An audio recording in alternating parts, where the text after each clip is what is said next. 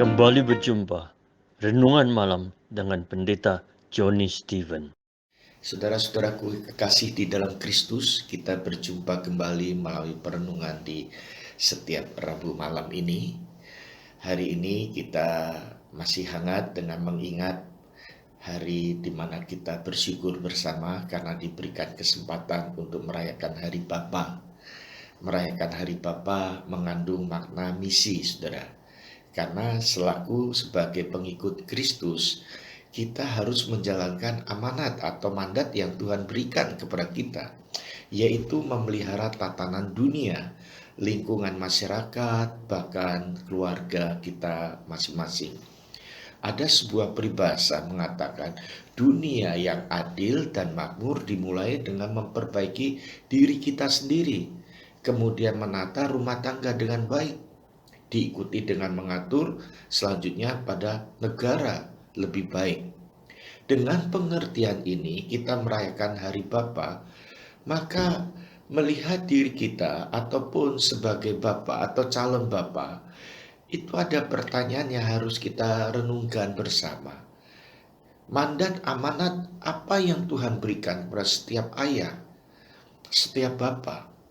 Saudara, melihat berdasar pada Injil Lukas pasal 1 ayat 5 dan seterusnya, berkenaan dengan keluarga Zakaria dan istrinya bernama Elisabet yang akhirnya melahirkan seorang anak yang diberi nama Yohanes Pembaptis. Nah, saudara sekalian, kita bisa melihat di sana tertulis Elisabet dan Zakaria adalah orang yang benar di hadapan Allah. Penting dan perlu kita kaji kata ini, saudara-saudara, karena setelah itu kita bisa melihat runtutan daripada silsilah ini lahirlah, yaitu Yohanes Pembaptis, yang adalah seorang dipakai oleh Tuhan secara luar biasa. Ialah yang membuka jalan untuk Tuhan Yesus. Kerohanian Yohanes Pembaptis ini mendapatkan tempaan yang saya yakin berkaitan dengan ayahnya, Zakaria.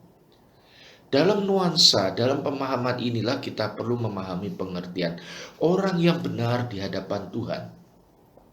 Tertulis dalam kitab Roma pasal 3 ayat 10 itu, tidak ada orang yang benar, seorang pun tidak. Ayat ini menyatakan satu kebenaran bahwa di hadapan Allah tidak ada seorang pun yang benar. Karena standar yang dipakai oleh Tuhan adalah begitu tinggi, sempurna, dan mutlak. Mazmur 19 itu mengatakan, siapakah yang dapat mengetahui kesesatan?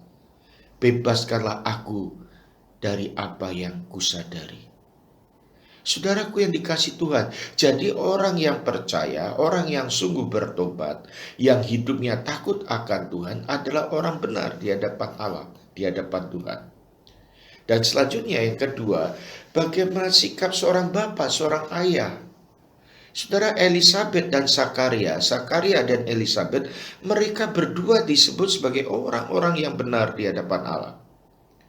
Rupanya di sini keberhasilan sang suami, sang bapak, itu ada kaitannya disebabkan yaitu adanya pasangan yang ada di sekitarnya, yaitu pasangan hidupnya yang di dekatnya, yaitu istri. Dalam Alkitab seringkali diajarkan kalau suami dan istri, ayah dan ibu bersama-sama membentuk satu rumah tangga, bahkan lahirlah anak-anak, mendidik anak-anak sesuai dengan jalan Tuhan, sesuai dengan firman Tuhan. Ini adalah peranan yang diberikan kepada setiap rumah tangga melalui ayah dan ibu, suami dan istri. Dan akhirnya melahirkan anak. Di bawah naungan inilah asuhan didikan orang tua, membina anak-anak dengan baik, membutuhkan satu dengan yang lainnya. Keduanya saling bekerja sama, saling menghormati, saling mengisi. Inilah kehidupan bersama dalam rumah tangga, dalam keluarga. Bahkan di dalam kehidupan rohani, membangun rumah tangga di dalam rohani, di dalam hal rohani, melalui karakter yang diwujud nyatakan. Sang ayah disebut ayah yang baik, yang setia. Itu bisa menjadi berkat bagi keluarga. Dan inilah yang akan menjadi keteladanan, legacy, warisan yang akan diikuti oleh generasi bahkan penerus kita, anak-anak kita, masa depan saudara-saudara kita. Seorang ayah, seorang bapak, bagian yang terakhir, dengan ibu atau pasangan hidupnya.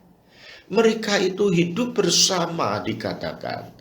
Tuhan tempatkan mereka bersama menjadi satu kehidupan yang bersatu dalam kerukunan, dalam kasih.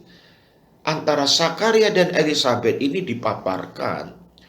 Begitu nyata kehidupan mereka.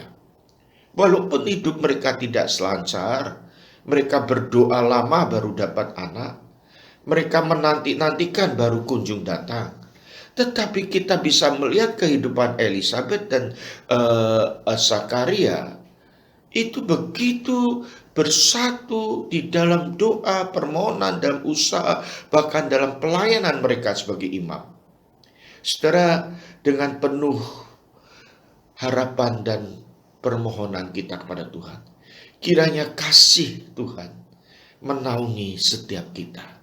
Kita boleh dipersatukan setiap pasangan dengan pasangannya, suami dan istri, orang tua dan anak, anak dan orang tua, bahkan keluarga inti dengan keluarga besar. Kiranya kita boleh membawakan hidup kita di dalam Tuhan dengan mencerminkan kasih Tuhan. Di hari Bapa ini biarlah kita mengingat kebaikan Tuhan, anugerah Tuhan. Pada kita yang masih punya ayah di dunia ini, mari kita mendoakan mereka. Mendoakan ayah-ayah atau calon ayah, calon bapak. Dan ingatlah kita mempunyai contoh teladan Kristus Yesus.